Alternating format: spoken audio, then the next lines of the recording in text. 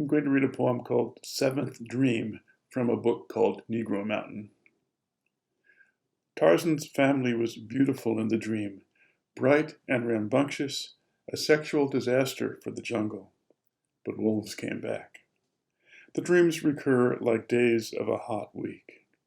There's a time of afternoon when the buses are frequent, but this slacks off in the racial cities by early evening, and I was dreaming of riding the number 1 through town and jungle both, lucky to have flagged it down at dusk, and finding the familiar colored suburb to be everywhere and bigger by half than memory, finding, in fact, that everywhere in camp was now Negro in fact and outlook.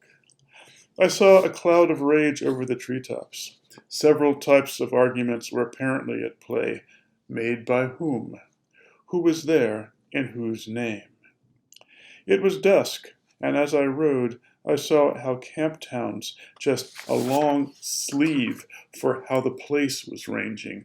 Once covered with white neighborhoods, it was now a simple mountain, the neighborhoods themselves abandoned, the white people having vamoosed. And now, in the dream, crisscrossed with animal paths, the white people's houses gone to ruin as well, and wolf dens, evidence of the return noted above, all over, up and down the ridges, the space they had occupied. The dream was typical, a canopy itself for temper's unrehearsed volume. Waking now, the question would be, what business do the wolves have on jungle byways? What do they conform to or offer? It's how number 1's in conversation, much more so with the hillside. Its familiar route being the creep over the ridges, number 1 being commonality itself described as the moving point. The move practically a walk in terms of pace. Overtake me, love. Comment on the poem.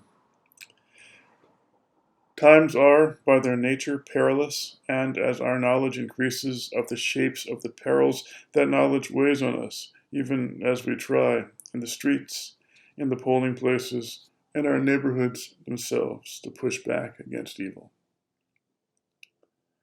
One kind of sustenance, it seems to me, is offered by vision, how vision interacts sometimes violently with the world, and by its sibling, the urge to make something. The made thing does not contain the vision, but refers to it, or responds to it.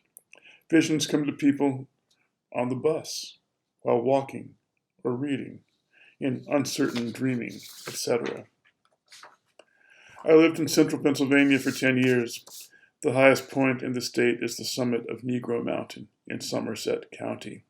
I'll read you a quote from a 19th century source. The Negro Mountain is so called because after Braddock's defeat on the Monongahela, a scouting party traveling Braddock's Road came in contact with a like party of Indians, when a skirmish ensued in which one Indian was killed and a very large Negro mortally wounded. My poetry book in progress, Negro Mountain, begins with a sequence called 7 Dreams.